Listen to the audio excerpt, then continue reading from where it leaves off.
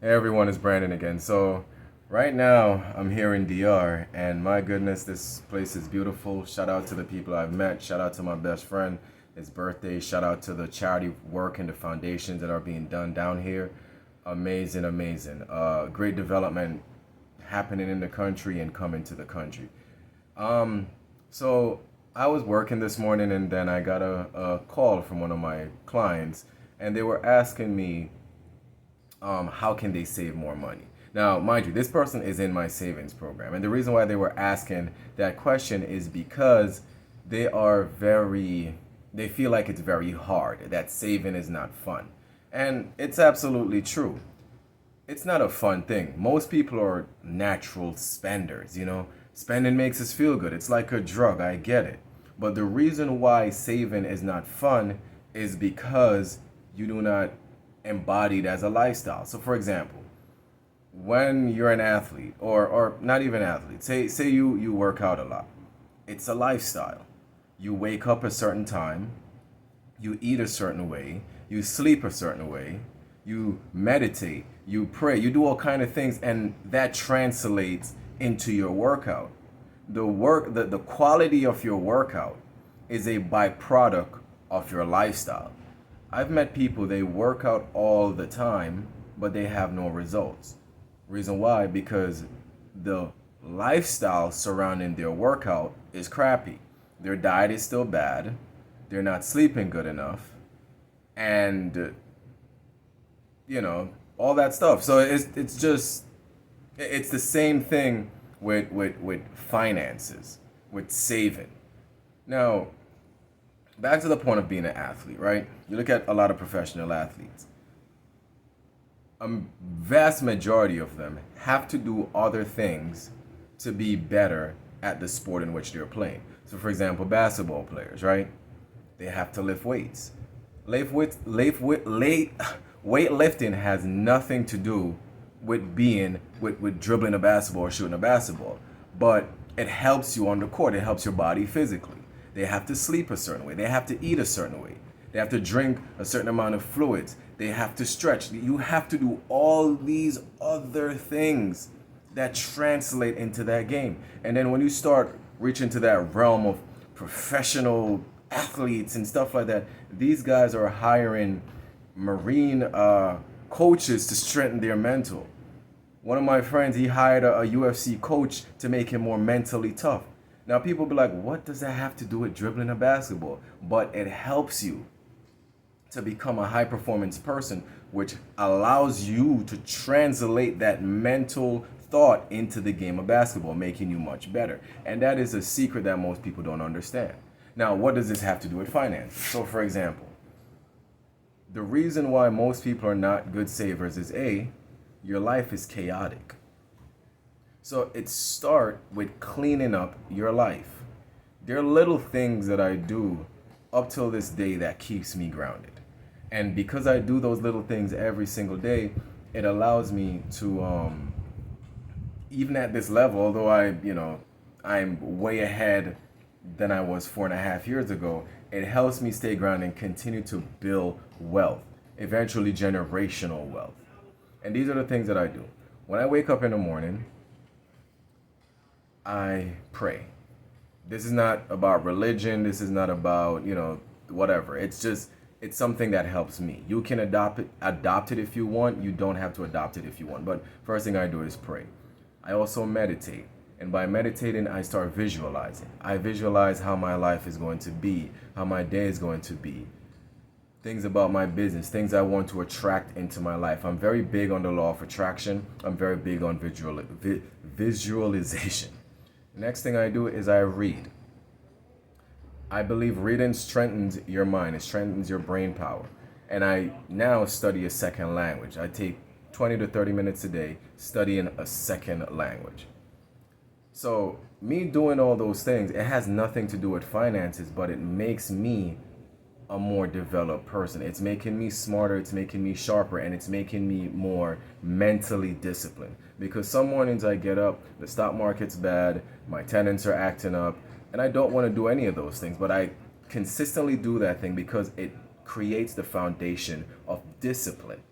The next thing is I adopt a Cleansy lifestyle. When I wake up, my bed is made. I make sure my home is neat, clean, organized. Reason why, it makes me organized. I have now adapted a skill of organization. Next thing is my diet. So because I don't eat certain things, I don't drink alcohol, I don't do a lot of, stuff. Once in a while I'll eat burger, you have to indulge a little bit. But my diet, goes into my body is very strict. And because this is one thing, and a guy said this to me years ago. He said, if you want to control people, control their food supply. For example, you look around the black community, right? What do you see? You see a lot of liquor stores. You see a lot of fast food restaurants, bodegas, stuff that are not good for the black community or good for people in general, but they're very prominent in the black community. And this is why the black community suffers from hypertension, diabetes, etc., etc. So because I am able to say no to certain foods, although, my God, a burger, oh my God, a fried piece of steak, ooh, delicious as hell. Although I'm able to be like, no, that translate in making me say no to buying dumb crap. So these are just little things that I do, and it translates into my work. My finances are organized. I say no to dumb spending. And I do the same routine with my savings day after day, year after year, month after month. And I know it's boring, and I know it is something that, people may look at me and be like, oh my God, that is not fun at all. But that routine is what made me go from making $800 a month to saving over $100,000 in 4 years, making me a multimillionaire today. Sometimes you have to sacrifice a good life so you can live a great life. Yes, life is short. Yes, no man, no woman knows the day, the time, the hour in which they're going to die. I get all of that. But on the other side, life could also be long. And you can grow and become old and have no money in the bank.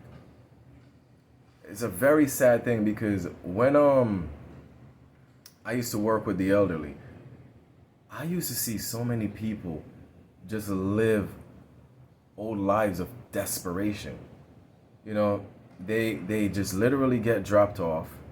The people in these homes, they don't care about them. They're being ill-treated. The care for the elderly, it's so disgusting in the world. It is terrible, especially in the American system. It's terrible.